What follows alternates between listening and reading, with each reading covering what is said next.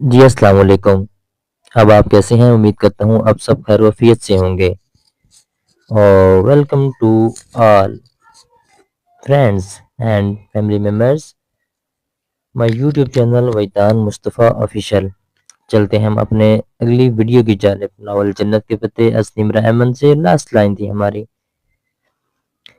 تم نے کبھی نہیں کروائی یہ تھراپی؟ اس نے نفی میں سر ہلاتے ہوئے لاشعوری سے اپنا ہاتھ پیچھے کر لیا۔ تم کیوں کرواتی ہو یہ؟ وہ ابھی تک دزدیدہ نگاہوں سے عائشہ کے ہاتھ کو دیکھ رہی تھی۔ میں اس لیے کرواتی ہوں کہ جب رسول اللہ صلی اللہ علیہ وسلم معراج پر گئے تھے تو ادھر فرشتوں نے انہیں ہماری امت کے لیے جو بہت پرزور تاکید کی تھی وہ کفن کروانے کی تھی۔ اللہ نے اس میں بڑا سکون رکھا ہے۔ تم آنٹی سے باتیں کرو، تب تک میں اور بہارے گل بہار باغ سے پھول توڑ لیں۔ وہ دونوں باہر چلی گئیں تو وہ قدرے ہچکچاتے ہوئے اٹھ کر ان کے سامنے آ بیٹھی۔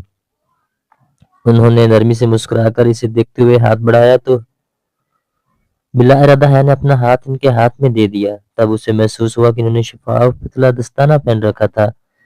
تم اچھا محسوس کرو گی، یہ تمہاری اداسی لے جائے گا۔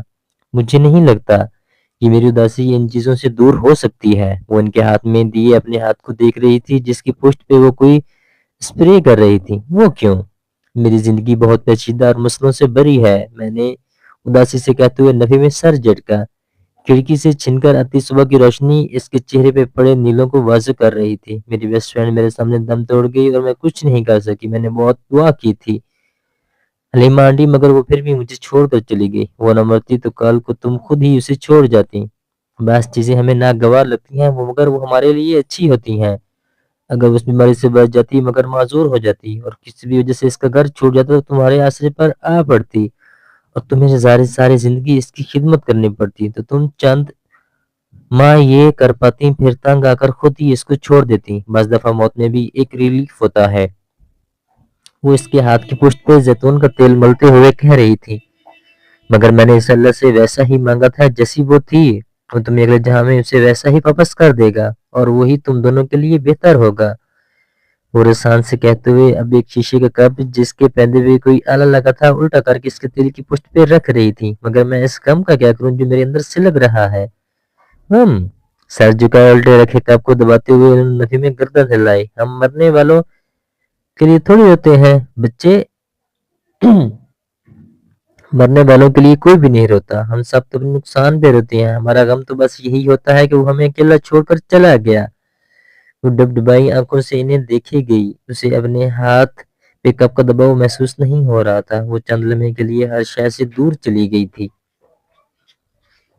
میری زندگی میں اتنے مسئلے کیوں ہیں حلیمہ آنٹی؟ تمہیں لگتا ہے کہ صرف تمہاری زندگی میں مسئلے ہیں، باقی سب خوش و خرم زندگی گزار رہے ہیں؟ نہیں بچے، یہاں تو ہر شخص دکھی ہے، ہر ایک کا دل ٹوٹا ہوا ہے۔ سب کو کسی ایک چیز کی طلب ہے، کسی کو مال چاہیے، کسی کو اولاد، کسی کو صحت تو کسی کو رتبہ، کوئی ایک محبوب شخص یا کوئی ایک محبوب چیز۔ بس یہی ایک مسئلہ ہے ہماری زندگی میں، ہم سب کو ایک شے کی تمنا ہے، وہی ہماری دعاؤں کا موضوع ہے اور وہ ہمیں نہیں مل رہی ہوتی۔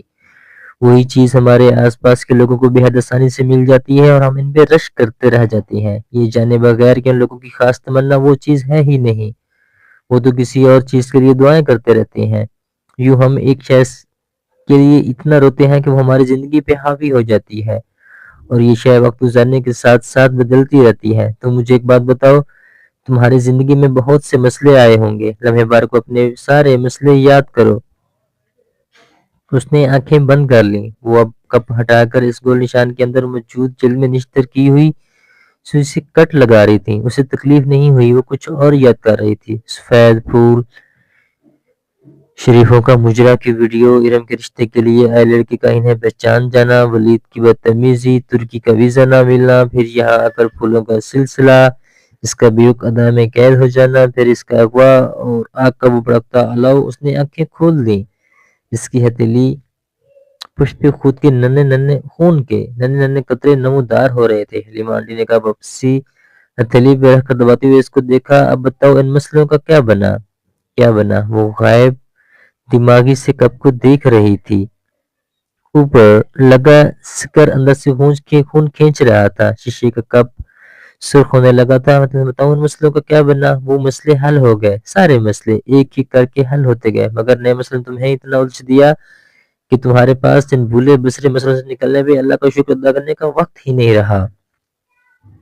وہ بے یقینی سے ابھی نہیں دیکھ رہی تھی، واقعی اس کے وہ سارے مسئلے تو حل ہو گئے تھے، اس نے کبھی سوچا ہی نہیں۔ اور ہم ملیں گے انشاءاللہ اگلی ویڈیو میں، تب تک کے لیے اللہ حافظ اور اپنا بہت سارا خیال رکھیے گا، اور میرا یوٹیوب چینل میدان مصطفیٰ آفیشیل سبسکرائب کرنا ہرگز نہ بھولیے گا۔ بہت شکریہ۔